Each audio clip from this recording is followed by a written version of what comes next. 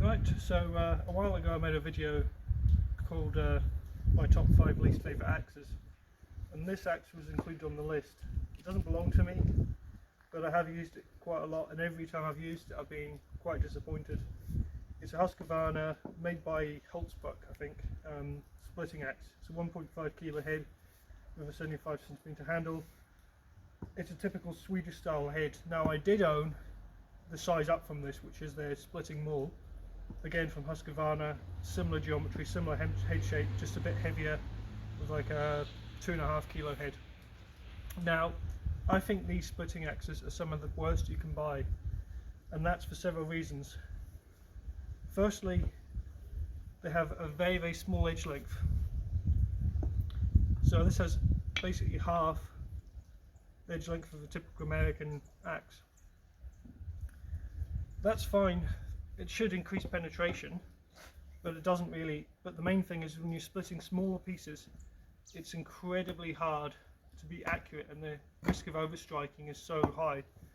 Even if you don't overstrike, sometimes the wood doesn't split perfectly straight, so you end up with jagged bits poke out and tear up the handle. This is the second handle this axe has had, and it's only been used by people that are very familiar with splitting wood. So I have heard of other people having the same issue, and you know, okay, you can be accurate as you want, but at the end of the day, having that extra edge length on an American axe makes it so much easier. As I was about to say, with the penetration, the smaller edge length should help penetration, but the trouble is the grind they come with is very fat. The actual edge is thicker than my Oxenkarp spout fix or some splitting mauls even, and yeah, it busts the wood apart, but only when it's straight and easy. When you get into anything harder or knottier, this just bounces off. The maul with the same grind, it wasn't quite as bad because the extra weight backing it up helped to drive the axe in, but on this little dinky axe it just doesn't have enough weight behind it to drive it in, and more often than not it just bounces off. Another thing I've noticed was because of this thick grind followed by a very thin axe, actually, once you do break into the round, it's only the edge actually busting the wood apart. The rest of the axe just kind of sinks in and gets stuck. It needs more taper, more similar to some of the Grandsfors or Fisker's axes, to start to pull the wood apart.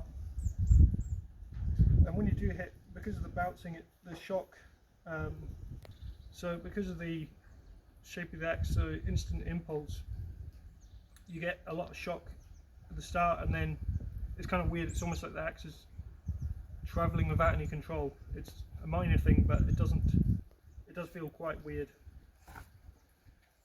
So I've got a bit of cherry here, and I'll show hopefully what I mean.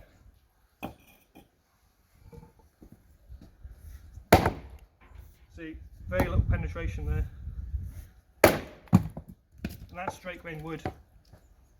That should have been only one hit.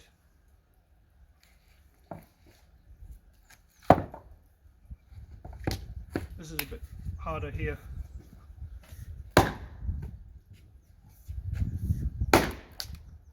And there we go, another demonstration. I'm not overstriking, but because that split a bit weird, if you bring the camera in closer here,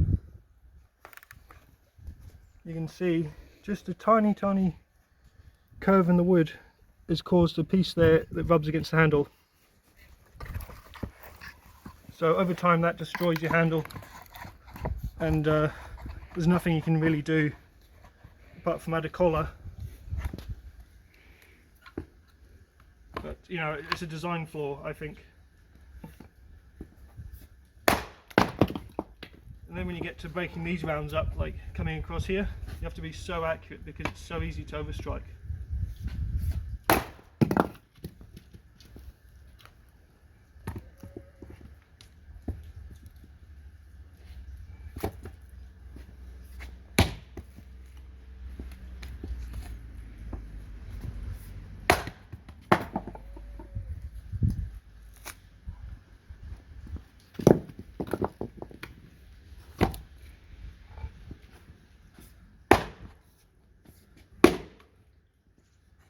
See here, the axe has gone really deep. It doesn't have enough wedginess to bust it apart, so I'm going to have to put another hit in there. They're just more hits, more time wasted, less effective.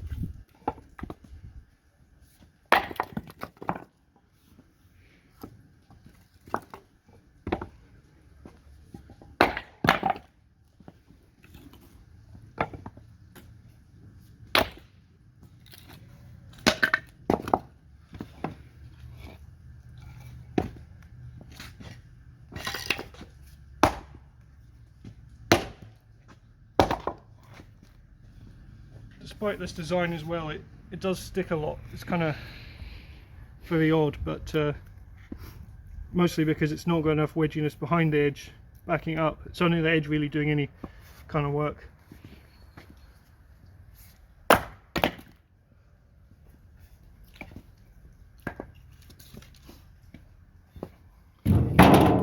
So now I've got the other half of the round, I'll do with a felling axe, an American felling axe.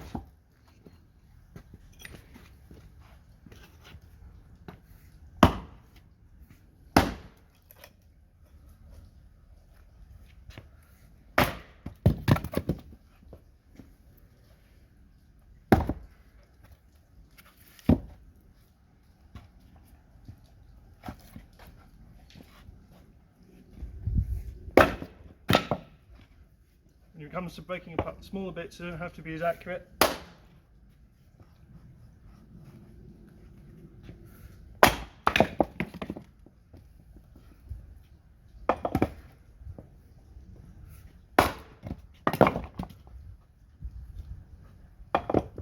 Bite's a bit nicer as well, which gets the split going, takes far less power.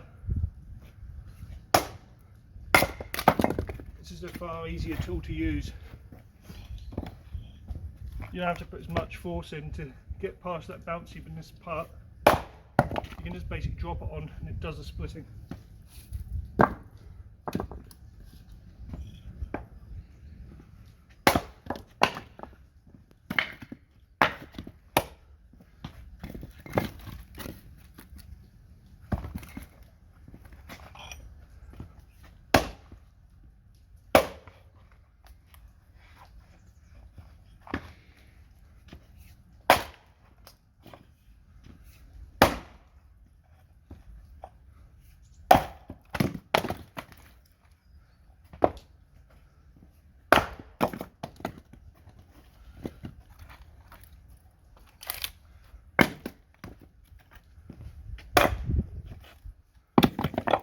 Okay, so that's the cherry done. I've got 2 larger pieces of softwood to break up. They're dry, so you can see the difference as well.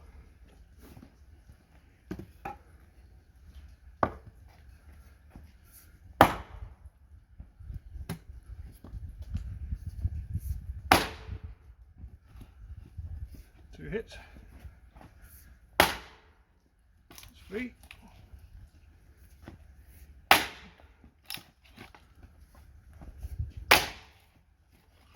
That's 5.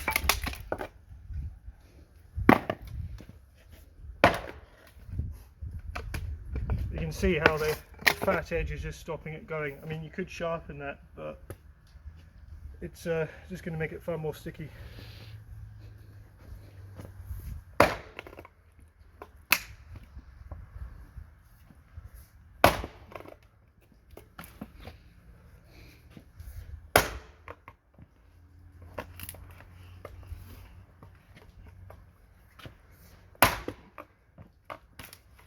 Yeah, I'm giving up on that.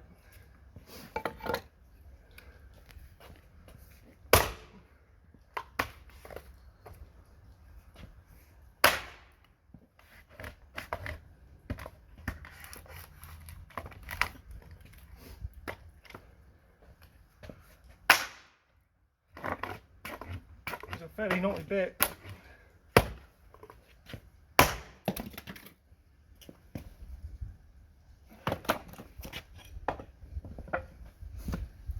Just for fairness, I'll do this one as well.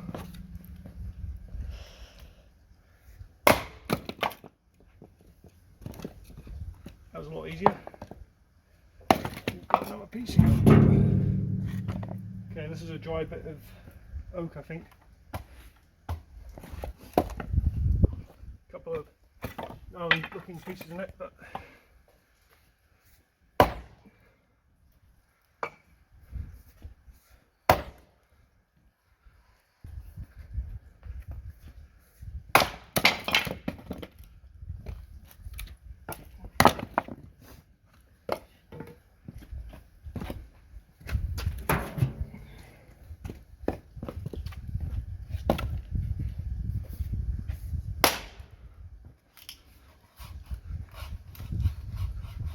see what I mean, the way the axe bit actually gets quite badly buried and hard to unstick.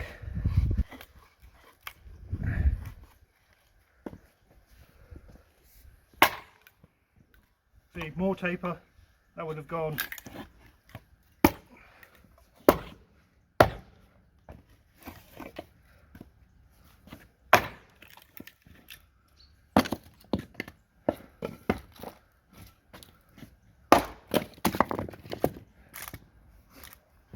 So hopefully that demonstrates why this axe made it to my list of worst axes.